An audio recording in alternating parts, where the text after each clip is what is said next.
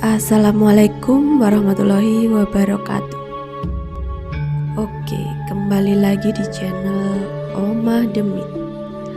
Pada video kali ini saya akan membawakan cerita dengan judul Digondol Wiwi.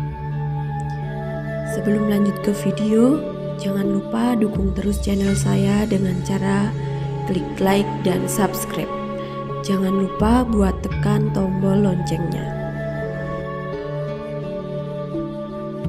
Dari tadi sore, hujan terus mengguyur perkampungan kecil ini, menyisakan rasa dingin yang menusuk hingga ke tulang sumsum. Kalau hujan begini, banyak memori masa kecil yang menyeruak keluar ingin kuceritakan. Tapi aku akan fokus ke pembahasan sesuai judul yang sudah kupost sebelumnya, Digondol.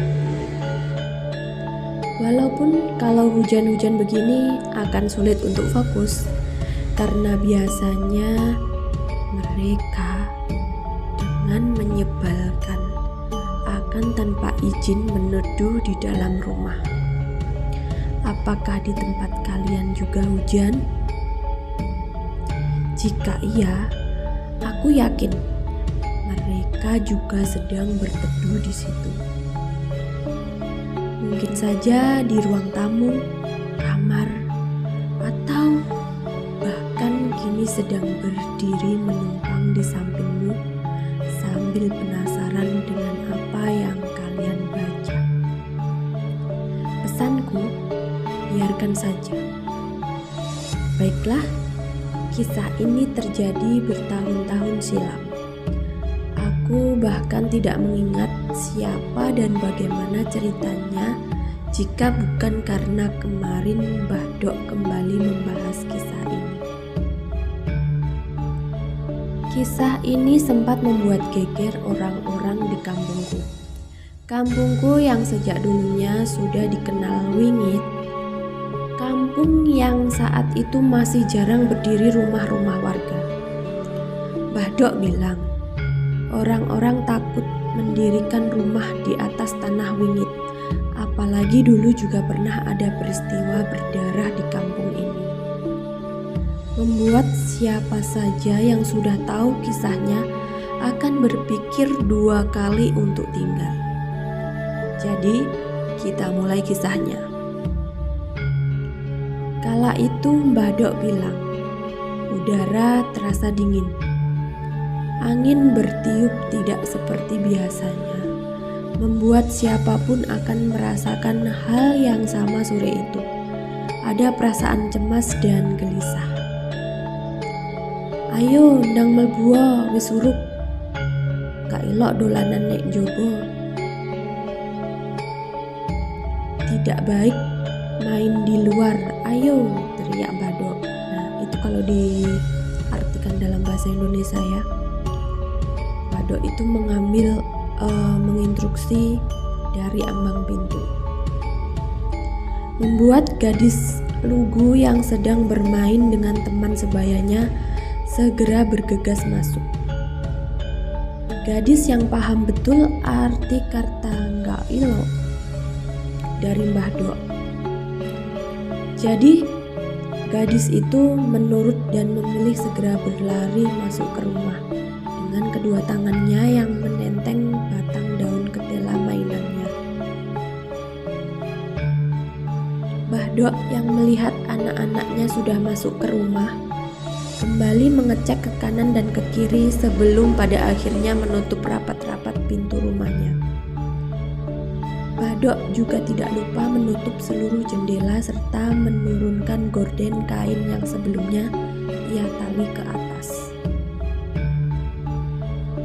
Entah kenapa, Mbah Dok merasa cemas. Mbah Nang belum terlihat pulang dari sawah, membuatnya sendirian menjadi satu-satunya orang dewasa di rumah itu. Ditambah lagi suasana saat itu yang berbeda dari biasanya, menimbulkan rasa tidak nyaman sore itu. Tiba-tiba ada sebuah suara dari luar. Suara seseorang yang mengetuk pintu dengan tempo pelan. lalu makin lama makin cepat temponya. Mbah Dok yang yakin itu bukan Mbah Nang menyuruh semua anaknya untuk tetap diam dengan cara menempelkan telunjuknya di bibir.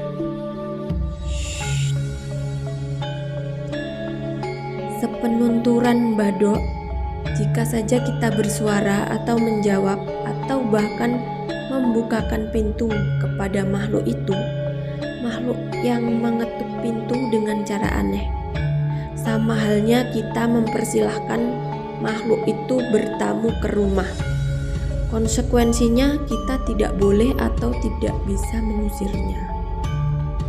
Lalu bisa saja kita digondol atau dibawa pergi, dibuat linglung, atau berita paling buruknya meninggal dunia.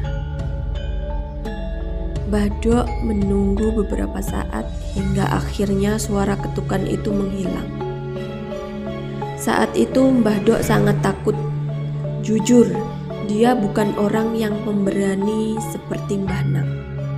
Karena Mbah Dok tidak memiliki penjaga sekuat Mbah Nang dan tidak memiliki ilmu apapun. Rasa was-was dan tegang saat itu terus berlangsung. Sampai akhirnya ada suara ketukan lumayan kuat dengan diiringi panggilan nama. "Buka, Mak, iki aku, Prayit." Itu suara Mbah Nang. Jadi Mbah Dok dengan yakin segera membukakan pintu dengan cepat. "Syukur, alhamdulillah Pak, sampean wis mulih," kata Mbah Dok. Tidak bisa menyembunyikan kekhawatirannya sembari kembali menutup pintu. "Ono apa to, Mak? Kok awakmu koyok keweden ngono?" ujar Mbah Nang yang sedang menuangkan air putih ke dalam gelas. "Gak ngerti aku, Pak. Hawane asrep kat mau sore, beda ora koyo biasane. Tur netes iki yo ono sing dodok lawang, mbuh sopo? Aku samar, Pak."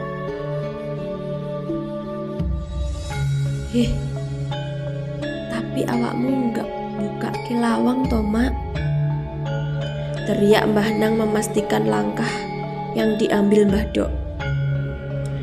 "Yo enggak, Pak. Awakku eling pesenmu. Ojo buka ke lawang yen ono salame."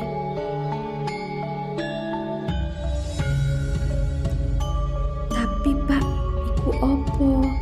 tanya Mbah Dok yang ditimpali Mbah Nang yang malah memilih segera ke kamarnya. Mbah Nang tahu jika ada yang tidak beres jika mereka kembali muncul ke kampung per kampung kecil seperti ini. Jadi beliau mencari wangsit agar tahu apa yang sebenarnya terjadi. Saat itu Mbah Nang jadi teringat dengan kejadian beberapa tahun sebelumnya.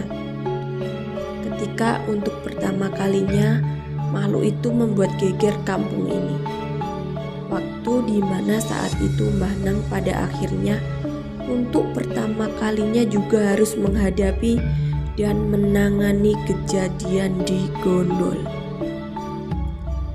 Saat itu ada seorang anak laki-laki umur 6 tahunan. Dia sangat ingin buang air. Padahal saat itu bisa dikatakan sudah sangat malam untuk pergi ke kalen. Kalen ini sebutan untuk saluran irigasi kecil di desa. Maklum, kala itu hampir semua kalangan tidak memiliki kamar mandi atau WC. Jadi, mau tidak mau, siapa saja dan kapan saja waktunya, jika ingin buang air kecil, dia harus pergi ke kalen yang letaknya berada di ujung kampung, di bawah rimbunnya pohon bambu dan pohon sepatude. Tidak terkecuali anak itu. Malam itu dengan cahaya minim dari petromak, dia dituntun bapaknya menuju ke kalen yang sangat gelap gulita untuk segera menuntaskan hajatnya. Suara pohon-pohon bambu yang bergoyang dan bergesek satu sama lain menghasilkan suasana mencekam malam itu. Kret, kret, kret. Belum lagi malam itu terdengar suara gesekan daun-daun rimbun yang tertiup angin, diselingi kicauan burung unciung yang membuat bulu kudu berdiri. Tapi itu tak mengurangkan niat Pak Naryo untuk mengantar anak laki-lakinya buang air. Dia tidak tahu bahwa dari belakang sebuah makhluk tengah mengintai mereka. Sebuah makhluk yang sepersekian detik setelahnya berhasil nyawut anak Pak Naryo untuk dibawa pergi. "Tolong, tolong, ya Allah Gusti, tolong!" teriak Pak Naryo putus asa. Kakinya lunglai tatkala sadar bahwa baru saja anaknya digondol.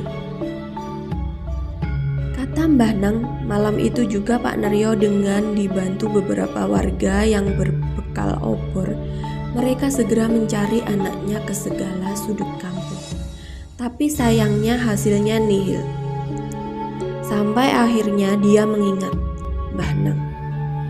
Sepenuturan beliau, Pak Naryo datang ke dalemipun Mbah Nang dengan tergopoh-gopoh pagi harinya. Wajahnya masih pucat, menyiratkan kepanikan luar biasa. Sebenarnya Mbah Nang sudah mendengar kabar mengenai anak Pak Naryo yang digondol malam itu. Tapi Mbah Nang yang baru saja lelaku tirakat memilih mencari tahu lebih dahulu apa dan siapa yang akan dia hadapi nantinya. Dan berdasarkan wangsit yang Mbah Nang dapat, Mbah Mang mengajak beberapa warga untuk menimbulkan bebunyian ke segala penjuru kampung dengan memanggil-manggil nama anak Pak Naryo.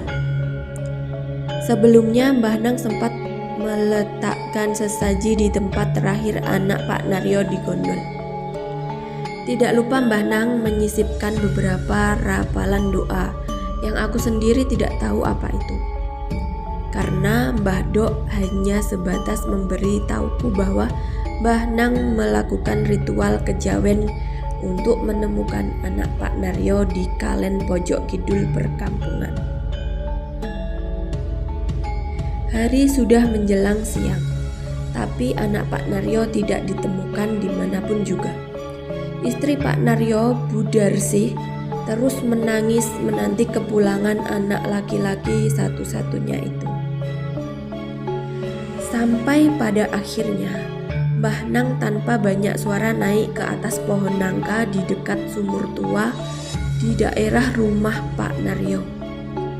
Perlahan beliau turun dengan menggendong seorang anak laki-laki kecil, anak Pak Naryo. Semua orang yang melihat langsung mengucapkan Alhamdulillah dengan perasaan tidak percaya. Bagaimana tidak? Suatu sejak malam semua orang mencari ke seluruh sudut kampung dan anak itu tidak ada. Posisi terakhir sebelum digondol tidak berada di ujung kampung, di mana itu lumayan jauh dari rumah Pak Naryo. Bagaimana mungkin anak itu bisa ditemukan di atas pohon nangka dekat rumah Pak Naryo? Pohon nangka yang buahnya sangat banyak dan sudah tua membuat siapa saja termasuk Mbah Nang yang baru saja naik akan menggogrokkan buah itu dari pohonnya ke tanah, karena buahnya yang sudah benar-benar matang. Anakmu wis ketemu Nar, ojo kelalen gawe kenduri syukuran, dedungo marang Gusti, kata Mbah Nang yang menyerahkan anak manis itu kembali ke pelukan ibu bapaknya. Bu Darsih yang melihat anaknya kembali tidak henti-hentinya menguraikan air matanya. Ia terus memeluk erat dan mencium wajah anak kesayangannya itu.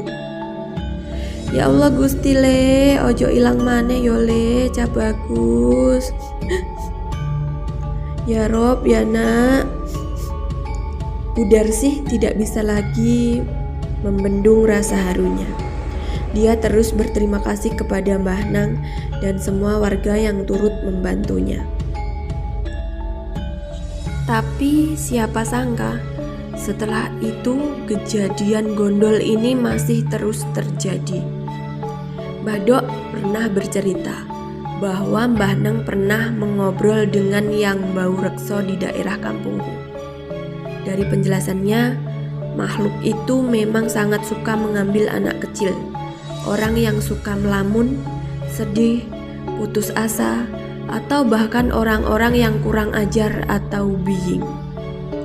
Wujudnya reyap-reyap tidak jelas wajahnya, entah itu laki-laki atau perempuan, tapi dia tidak sendirian. Aku sendiri belum pernah melihatnya, dan semoga saja tidak ada dan tidak akan pernah dipertemukan dengan makhluk seperti itu.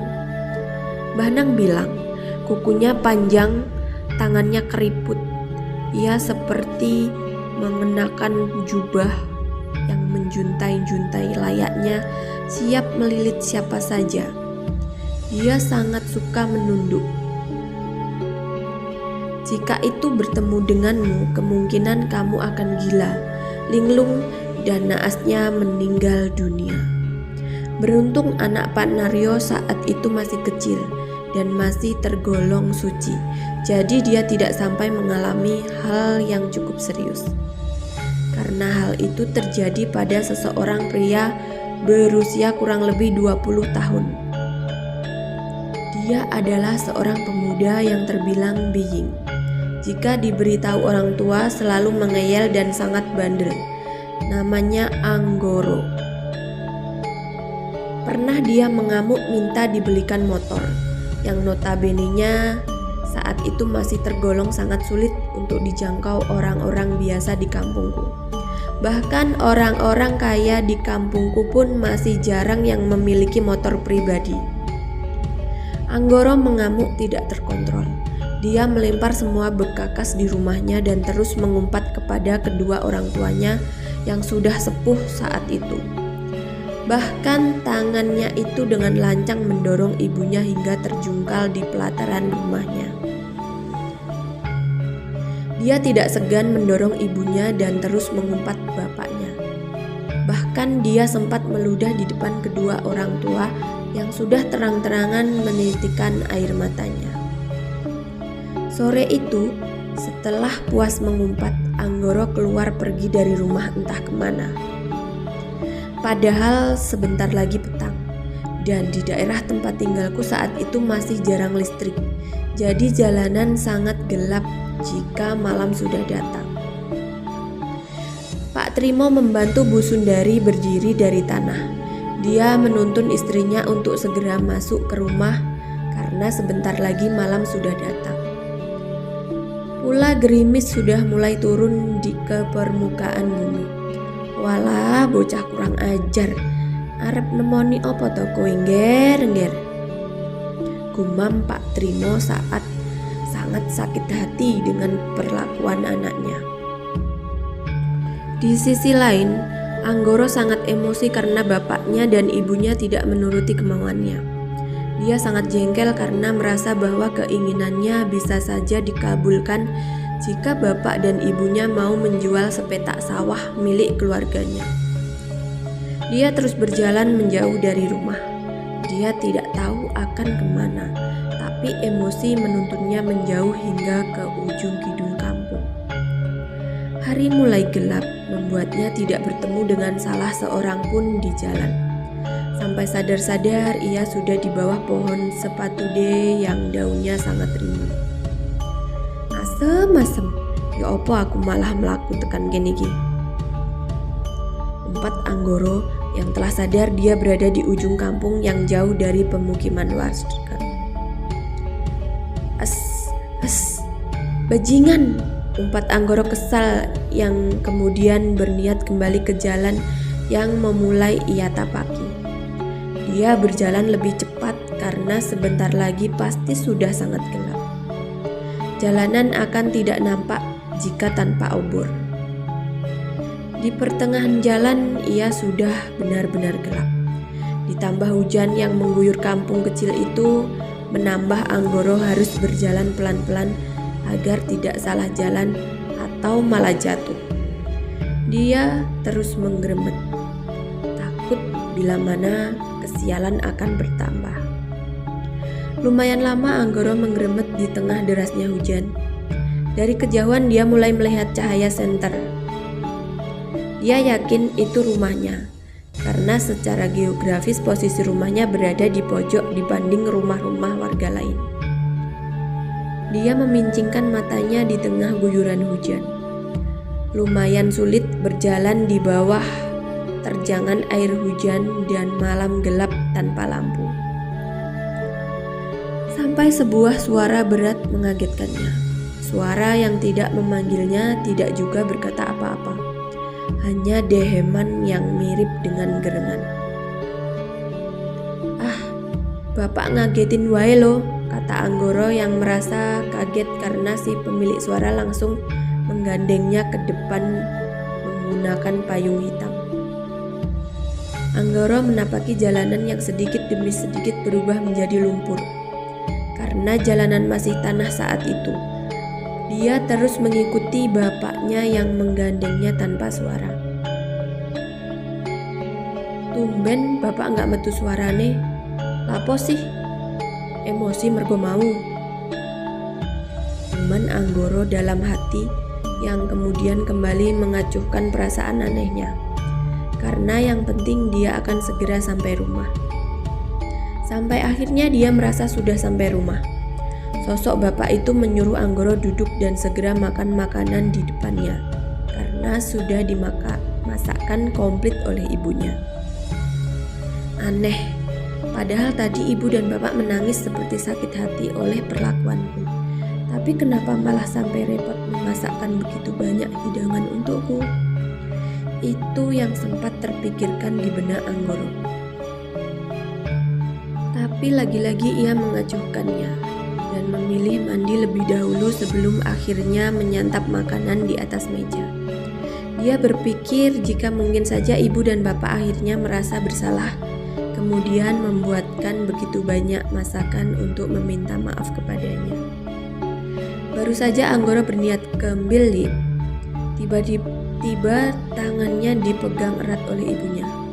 Kepalanya menggeleng menandakannya agar mengurungkan niatnya. Anggoro didekap oleh sosok ibunya itu. Lalu ia sama sekali tidak ingat apa yang terjadi berikutnya. Yang ia ingat, ia kemudian mendengar sayup-sayup kelotekan warga. Setelah kejadian itu, sepenuturan narasumber, Anggoro menjadi linglung. Dia sangat pendiam dan sering menyendiri. Tatapannya lalu kosong, lalu tiba-tiba seketika berubah sangat ketakutan. Itu terjadi terus-menerus hingga tepat 40 hari setelah kejadian itu Anggoro dinyatakan kehilangan penglihatannya. Di malam sebelum Anggoro kehilangan penglihatannya, dia sempat menjerit histeris. Dia merasa ada helai demi helai rambut menutupi matanya. Matanya perih tertusuk helaian rambut yang entah dari mana terus masuk ke matanya. Tanpa henti sampai semua pandangannya benar-benar gelap. Setelah kejadian di malam hari itu, dia mencoba memberanikan diri. Dia bercerita bahwa selama ini dia terus didatangi oleh makhluk yang wujudnya mengerikan. Makhluk itu adalah sosok yang sempat mendo-mendo atau berubah wujud menyerupai ibunya dan bapaknya waktu itu. Makhluk yang terus meyakinkan Anggoro untuk ikut dengan mereka. Bahkan sempat makhluk itu meyakinkan Anggoro dengan iming-iming akan memberi motor baru, dan Anggoro sempat akan percaya karena hanya orang tuanya yang tahu bahwa dia ingin memiliki motor baru. Kalau saja ibunya tidak pulang dari surau kala itu.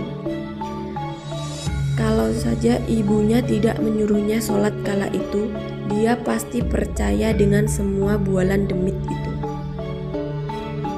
Karena di saat ibunya datang dan menyuruh Anggoro untuk bergegas sholat, Makhluk itu terlihat sangat marah hingga akhirnya membuatnya menunjukkan bentuk aslinya. Makhluk yang dari sepenuturannya memiliki mata merah menyala, menatapnya tajam sepenuh amarah dan memiliki wajah yang sangat mengerikan. Dengan jubah yang menjuntai seperti siap melilit siapa saja di dekatnya. Makhluk itu terus datang setiap hari untuk memaksa Anggoro ikut dengannya. Kata Mbah Nang, alasan Anggoro tidak bisa digondol kembali dan kenapa makhluk itu hanya mengajak Anggoro bukan langsung menggondol seperti sebelumnya adalah selain karena Mbah Nang memagari Anggoro, makhluk itu sangat menyukai ekspresi ketakutan Anggoro. Jadi dia hanya berniat menakut-nakuti Anggoro karena penyiksaan terhebat adalah rasa ketakutan. Hingga tidak jauh setelah kejadian hilangnya penglihatan, Anggoro dinyatakan meninggal dunia. Matanya membelalak menatap ke pojok ruangan. Ekspresinya sangat terlihat ketakutan dengan posisi tubuhnya meringkuk di atas ranjang. Untuk almarhum yang kami maksudkan Al-Fatihah. Oke, buat teman-teman yang sudah mendengarkan cerita saya sampaikan terima kasih. Semoga diberikan rezeki yang melimpah dan berkah barokah. Assalamualaikum.